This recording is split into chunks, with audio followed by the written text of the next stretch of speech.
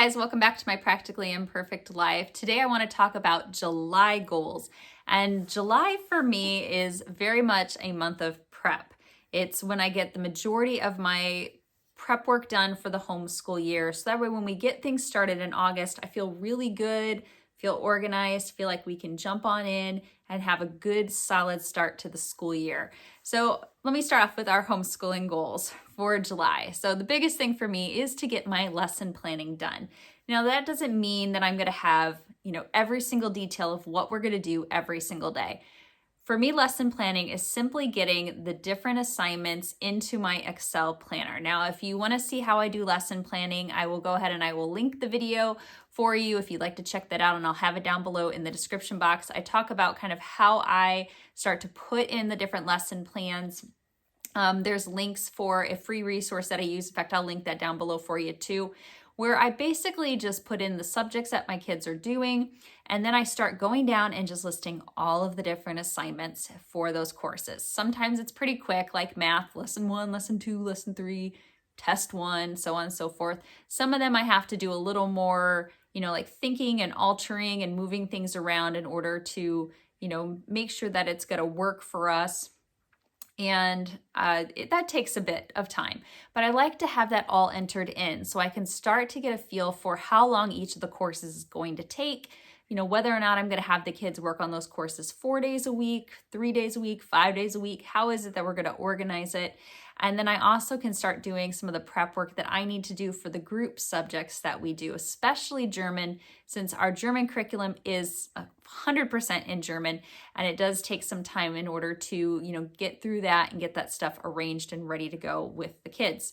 So that is my number one homeschooling goal for July, is to get all of the lesson planning done, have it entered into that Excel document.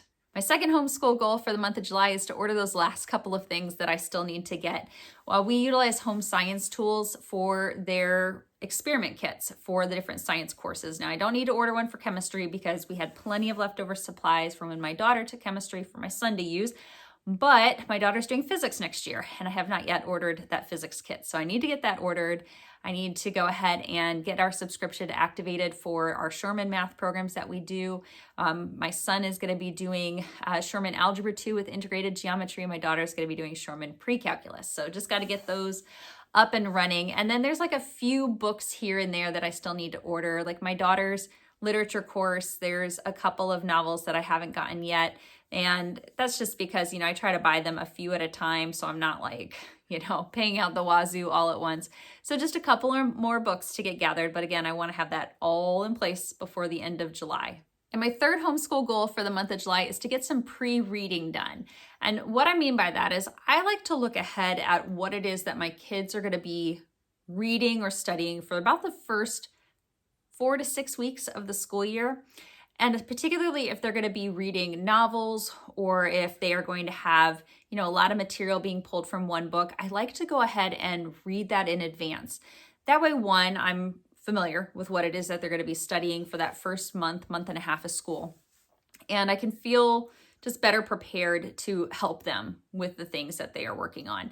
So in particular, my kids are doing a couple of courses from Guest Hollow, which is a literature-based course. My son's doing world history. My daughter is doing a government econ finance course. And then they're both doing the chemistry in the kitchen course, which we're kind of making more of like a food science course. So I've already looked ahead at some of the books that they are going to be doing in the first month for those couple of courses. And I've pulled a couple of the books aside that I know I want to try to get read in the month of July. Now it's going to look like I have a big stack of books here, but one, I'm a pretty fast reader, and two, I have a 9.5 hour flight to Europe coming up and a 9.5 hour flight back, plus time on trains, plus time waiting in the airport. I'm going to be able to get a lot of reading done. In fact, that's going to be my whole carry-on bag, is pretty much just going to be a stack of books so I can get a lot of reading done during that time, because I am not used to sitting still for 9.5 hours. So I got to have something to do. So I pulled some of the books. I'll show you what I'm doing for there. I do also need to read Beowulf, because that is the book my daughter is studying for Module 1 of her British literature course.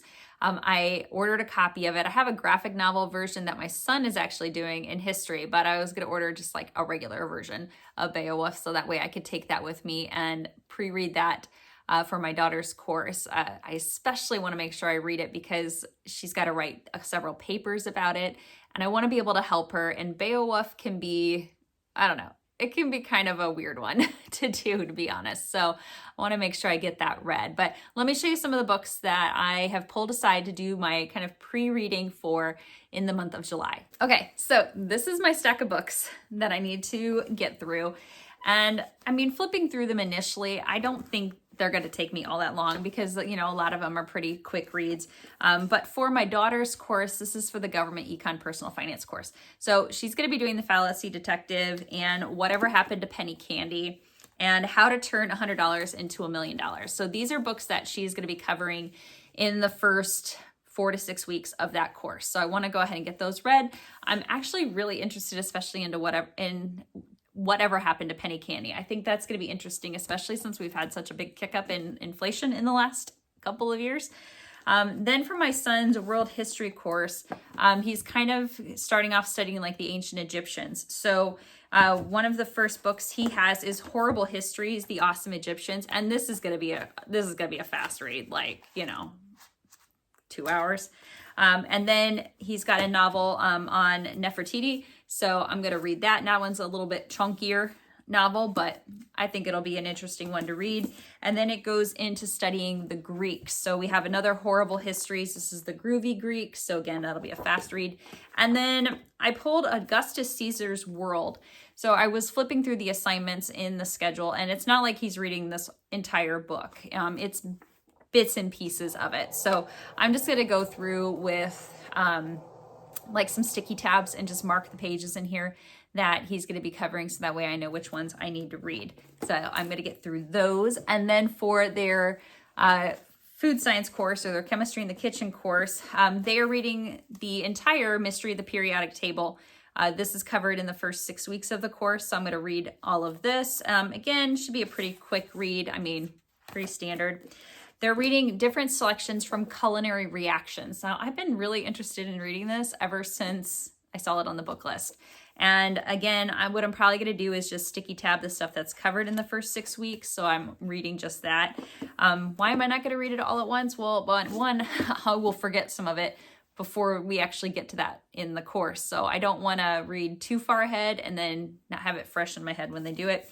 Same thing with the SALT, A World History. They're not reading this entire novel at once. So I will, again, just tab and work on that. So those are some of the things that I need to get pre-read. And again, I have to read all of Beowulf to be prepared for my daughter's course. And then what I'll do in like August is then I'll look ahead to like the next 4 weeks of school and I will work on reading those things. And I'll just kind of continue that throughout the year. And again, that just helps me to be kind of fresh as far as like knowing what it is they're studying, being prepared to help them with it and things like that. Now, I do have a book pulled aside for some fun reading because I don't want to just do, you know, like work reading. I wanted to pick a novel to read, and I would love to read more than just one novel for fun in July, but July's kind of busy with us with our trip to Europe and everything like that. So I didn't want to like make myself some big lofty fun reading goals and then feel bummed that I didn't get to it all. But I did pull a novel that I've had on my shelf for a while and I've been really interested to dive into. So the book I pulled to read for July is called Eternal, and this is a World War II book, but what interests me about this is that it's set in Italy during World War II. I mean, you see tons of World War II books that are either set in like England or in Germany or in Austria, and I just feel like you don't see a whole lot of them that are set in Italy and what was happening to the Italian Jews there. What was life like? I mean, this covers 3 different individuals. I think there's like a love triangle and all this stuff, but it should be a good read. I really love World War II novels. So I'm really excited to get this one read in July. As far as goals for the home go, my first one might sound weird, but it's actually to avoid starting any major projects in the month of July. I mean, tell me if you're like this, but I look around and, and I see all of the things that need to be done, right? Big projects, little projects, everything in between. And I don't want to start anything new in July. I mean, it's already going to feel like a short month for me because I'm going to be out of the country for 10 days, but I just want to, relax a little bit. I want to enjoy the summer weather. I want to enjoy going and hanging out with friends, hanging out with my kids, going and watching them golf, spending time in the garden, and just not worry about any home projects. I have a week of vacation for my nursing job coming up in August, plenty of time to start things then. So, got to chillax just a little bit in July. In regards to my garden, however, I am going to have to start doing some preserving of food because that garden is like producing vegetables like crazy. I got strawberries coming out the wazoo. I have harvested like 9 or 10 zucchini already. I mean, it's the beginning of July. Ton of zucchini, and I've got cucumbers coming and tomatoes are getting ripened. I mean, there's just going to be a lot of produce coming out of the garden, and we can't eat all of that fresh produce all at once.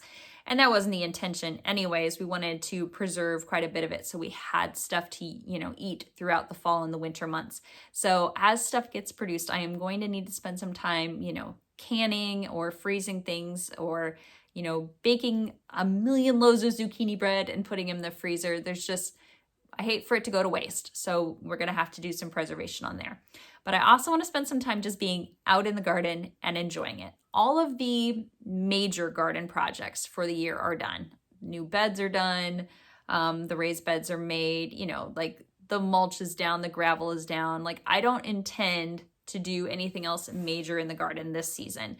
If I see a plant here and there that I like, I might pick it up and throw it in the ground, but nothing like what early spring, April and May looked like for me, where it was just like go, go, go in the garden all the time. So I would just want to get out there and just enjoy it. I like to walk the garden first thing in the morning. I like to walk it, around sunset just to enjoy the views, enjoy the smells, collect flowers. The cut flower garden is producing a ton of blooms. In fact, I did a harvest of some snapdragons the other day and made a bouquet. And I want to do that kind of stuff. I just want to, enjoy it, soak it all in.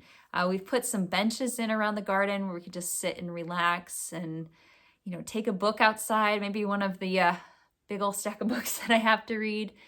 And just, soak it all in for July. And for other personal goals, so I do have the trip with my daughter to Europe coming up, and we are super excited for that. In fact, I think by the time this video goes up, we might already be there. But I'm really hoping that I can go into that trip feeling, calm and relaxed, or as calm and relaxed as I can, being the fact that it's a trip with our troop and I'm the troop leader.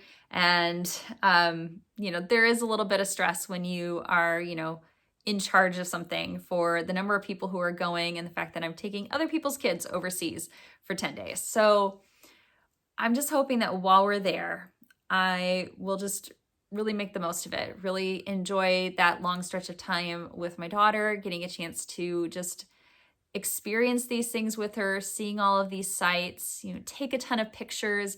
I definitely want to try coffee and a pastry in all 4 of the countries that we're visiting. She and I were talking about that was one of our goals. We wanted to see which of the 4 countries we thought had the best coffee and the best pastry. So, right, that's what we're interested in, I guess, is the food. But, there's just lots of cool things that are on the itinerary for the trip that we're going to see. And I want to soak it all in.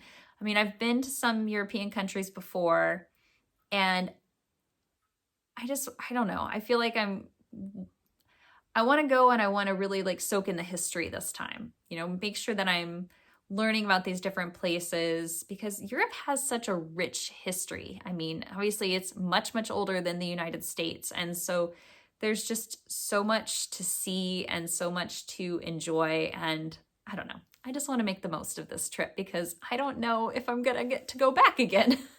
I mean, I'd love to because Italy and Greece are on my bucket list, but who knows? I mean, it's been 20 years since the last time I went to Europe, and it might be another 20 years before I get to go again. So I don't know. And that pretty much is it for my goals for July. I wanted to keep it pretty simple this month, because the big overarching goal is to just try to relax and enjoy life this month and not, overfill my plate with things to do. So hopefully I can achieve that in the month of July. I'll let you know in August how well I did on those things.